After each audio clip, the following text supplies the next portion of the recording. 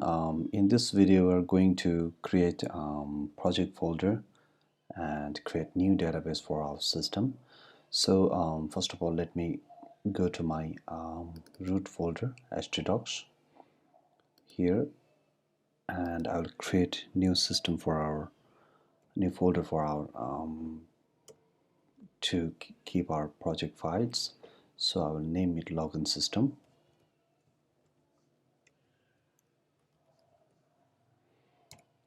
Okay, so we have created our folder for our new system.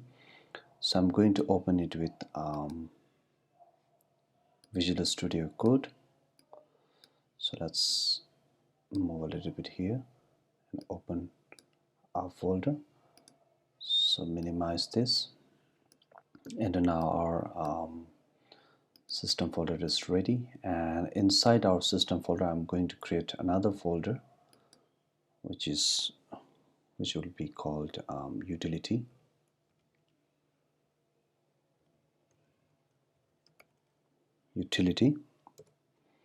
So inside this folder, I'm going to let's keep it that way for now, and let's create one new page, index.php, which will be our home page.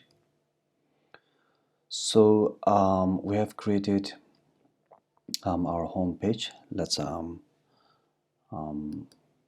make it,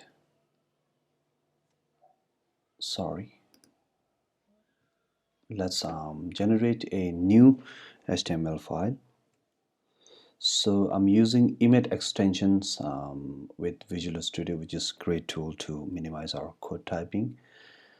And if you don't know about Emmet, you can just go and search about it. And so we've just created a HTML page. I'm going to give a title of home. So, and with this, I'm also going to link Bootstrap style. So let's go to the browser and type Bootstrap, and go to the Bootstrap web page and click on documentation. And if you scroll down, you can find CSS link. So you can just select this. I'm sorry, the copy button sometimes doesn't work, so that's why I have to manually copy it, and we'll paste it down the title tag. And so now we're going to check if our Bootstrap is up and working. So for that, I will create one div. I will give a class of container. So Bootstrap is for styling. I hope if you guys don't know about Bootstrap, you can, it's not that hard concept. You can just go and learn about the Bootstrap. So, or you can just do whatever I'm doing, and you'll get the all of the facility I'm getting. So I've created one container div, and inside it I'm going to create a h1 tag and hello world. So it's just for checking purpose. Let's go to my server, and let's run my server, XAMPP server, and go to the home page and type localhost and login system. So first let's check if our server is running. So it's starting. Let's wait for a moment until it starts, or we will be not able to run our project.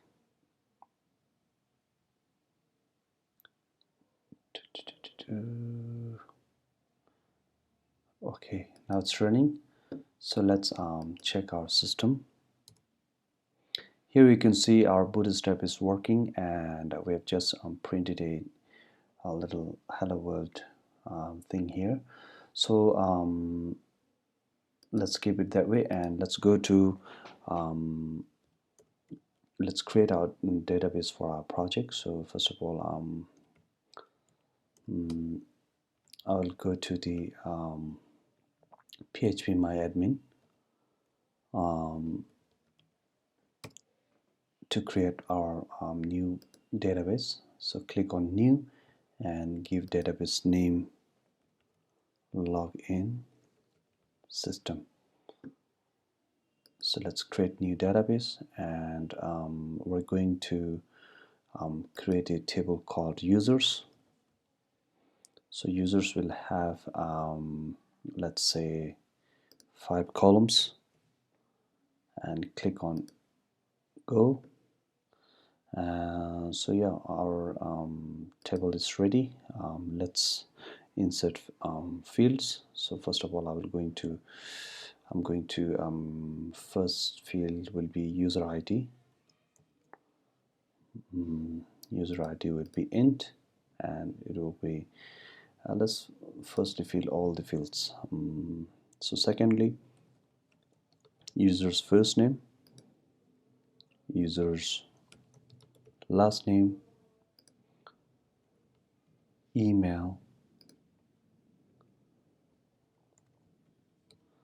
password. So total will be having 5 fields.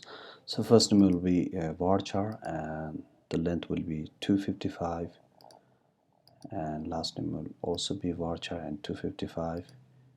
Email will be varchar 255, and password should also be. I'm just giving the maximum length of the character. It's not compulsory to have this much length. Sorry, ID will be auto incremented, and it also will be primary key. So yeah, that's all. We can go and save our table. So I'll click save, and our table is ready. So we have generated we've created our project folder and created necessary files. So and also the database.